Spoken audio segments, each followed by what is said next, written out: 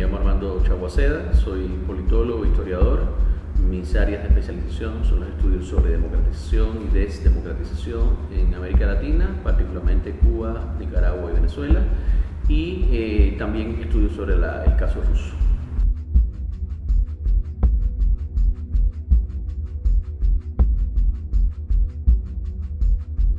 El balance, hay que pensar que es provisorio hacerlo. Yo creo que no, yo creo que se han acumulado un conjunto de hechos.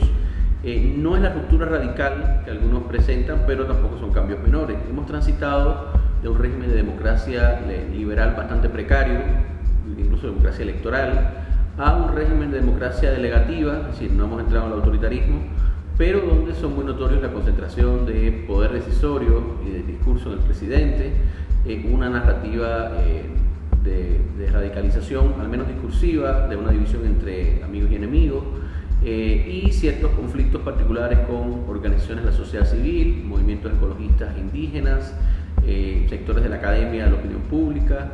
Y en lo económico no hay una gran ruptura, no hay una estatización ni una nacionalización, quizás como vimos por ejemplo en Venezuela, pero sí hay decisiones de política económica que han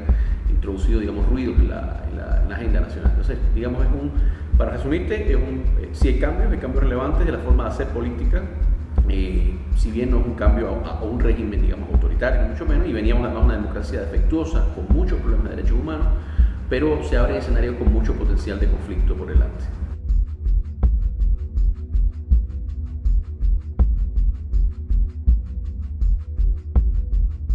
Primero, un aldabonazo moral, intelectual y político, las tres cosas coinciden pero no son lo mismo, sobre lo que habíamos pensado que era un estatus, un consenso en América Latina, que nunca fue completo por la presencia de Cuba, que es el consenso democrático latinoamericano. Estamos no solo ante el tránsito de una democracia ya con muchos problemas a una dictadura abierta, estamos ante una crisis económica sin parangón en la historia contemporánea, ni siquiera de los conflictos armados de posguerra en Europa y en otras zonas del mundo. Estamos ante una crisis humanitaria de proporciones mayúsculas que con todo viso de crecer. Entonces, cuando juntamos esas tres cosas, ya es una situación de por sí para preocupar. Y estamos además frente a la actuación de una serie de actores internacionales, Rusia, Irán, China, Cuba, que es un actor regional, en la crisis venezolana, frente a otros actores de las democracias mundiales, de manera que estamos ante una crisis que ha escapado de las fronteras nacionales. América Latina debiera reaccionar de manera coherente, mesurada, pero coherente, bien pensada, y no abandonar a los venezolanos y venezolanas a su suerte.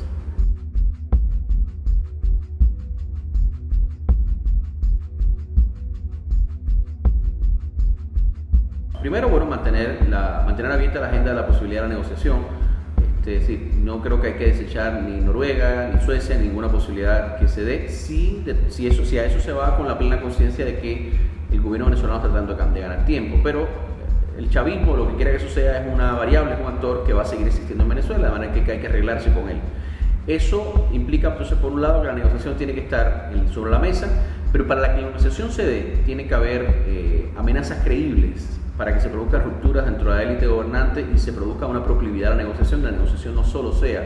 una medida para ganar tiempo. Y ahí quizás sería más necesario un consenso, por ejemplo, entre las políticas o las posiciones, más bien, de Estados Unidos, la Unión Europea, el Grupo de Lima, e ir sumando otros actores que quieren resolver la crisis venezolana. Entonces, yo diría, por ejemplo, que con declaraciones fragmentadas no basta, con posiciones ambiguas, como la que ha tenido, por ejemplo, autoridades norteamericanas o europeas, no basta, sino que tiene que haber mucho más presión consensuada junto con canales de negociación abiertos.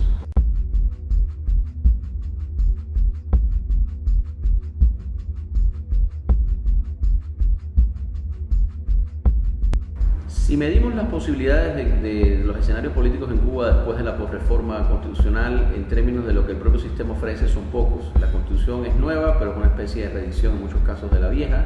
en núcleos clave, lo que llamamos los núcleos del poder totalitario, es decir, la ideología de Estado, el monopolio del Partido Comunista, que además se refuerza porque se reconoce ahora sí claramente en el articulado,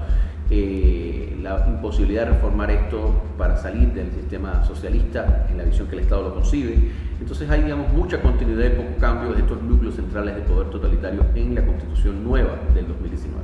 Ahora, una cosa es eso, es decir, lo que el régimen, en tanto instituciones y leyes oficialmente reconocidas, permite, y otra cosa es que la sociedad, no solo la sociedad civil, ni mucho menos la opositora, sino la sociedad en general, es mucho más diversa, está más conectada, hace más reclamos de derechos desde diferentes identidades e ideologías, LGBT, protección animal, derechos de comunidades religiosas, el sector cultural, también activistas comunitarios, la propia oposición en toda su diversidad, de manera que tenemos un régimen que parece que no cambia por sus estructuras y sus normas centrales, tenemos una sociedad cada vez más diversa y eso, digamos, genera tensiones que no sé cómo serán resueltas. No creo que en el corto plazo vayamos a un proceso democratizador, pero creo que sí va a aumentar la conflictividad entre una sociedad que cada vez cabe menos en ese corset del modelo leninista y un Estado que pretende seguir estableciendo ese corset como la norma oficial. Entonces vamos a un escenario, creo, de mayores y más diversas y fragmentadas conflictividades versus ese control oficial de la política.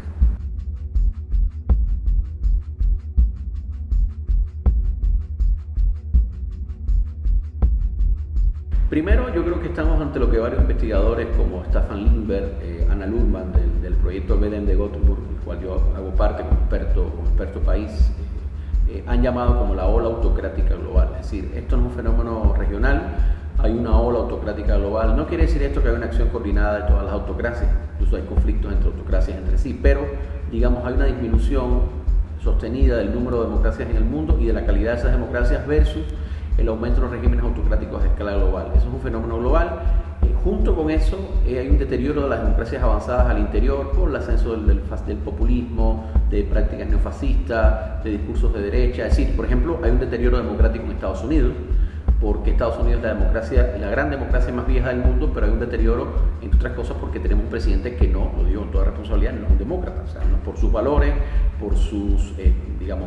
formas de entender la política, aunque el sistema lo es y lo acota. De manera que tenemos una crisis de las democracias avanzadas, tenemos una ola autocrática global y tenemos, en el caso de América Latina, crisis que están estallando, primero bajo el eje bolivariano, Nicaragua, Venezuela, Cuba, que siempre ha estado, pero tenemos cada vez crisis también en países como Honduras, Guatemala, nominalmente de derecha, gobiernos de derecha, pero que son crisis donde hay criminalización de los derechos humanos, restricciones democráticas, irregularidades electorales, violación de la autonomía universitaria. Por tanto, por gobiernos de izquierda o derecha, quizás estamos entrando, y eso a mí me preocupa mucho, en una fase como la de los años 70, donde había islas democráticas consolidadas en América Latina y un gran territorio de regímenes o bien autoritarios o con problemas.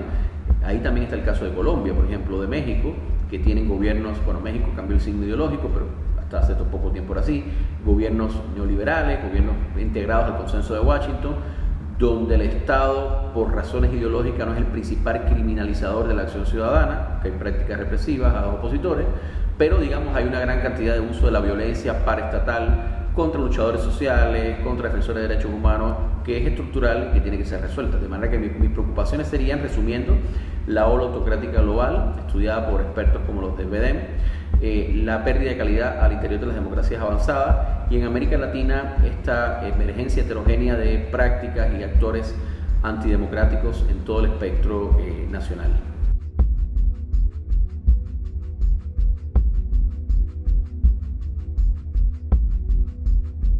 Es preocupante y esto me lleva a mí, o sea, esta situación que he descrito de autócratas actuando, de demócratas, digamos, confundidos, en retirada y de crisis regionales, a mí me lleva a un punto. Yo creo que hay que fortalecer la solidaridad democrática, primero transideológica, es decir, yo sí creo que las ideologías siguen existiendo, son referentes que nos orientan en cuanto a nuestros valores, nuestras prioridades de política pública, el peso relativo que le damos a la igualdad y a la equidad, pero aún desde esa diversidad que permite identificar izquierdas y derechas hay que hacer solidaridades transideológicas con un tema central como los derechos humanos. Yo alguna vez dije que los derechos humanos son la agenda progresista de nuestro tiempo y encontrarnos todos en los derechos humanos, academia, sociedad civil, es decir, que yo pueda alzar mi voz por como de hecho me ha pasado, por un defensor de derechos humanos colombiano, salvadoreño o mexicano, porque es un defensor cuyos derechos están violados, incluso aunque ese defensor por su postura ideológica a lo mejor no entienda que hay otros defensores igual que él en Cuba que reclamarían su solidaridad. No importa, hay que trabajar, hay que entender puentes, pero yo creo que es importante defender la solidaridad democrática y los derechos humanos de manera transideológica, coordinada, y transversal entre diferentes comunidades nacionales. Yo creo que eso es un reto porque no podemos esperar por los gobiernos. Los gobiernos al final tienen otras prioridades y también hay confusiones y vivimos un momento de crisis de la democracia liberal. Entonces, la pelea hay que darla desde abajo. Yo siempre digo que si ellos se unen desde arriba, lo dije sobre todo pensando en los autócratas, pero si ellos se unen desde arriba para dominar, nosotros tenemos que unirnos desde abajo para resistir.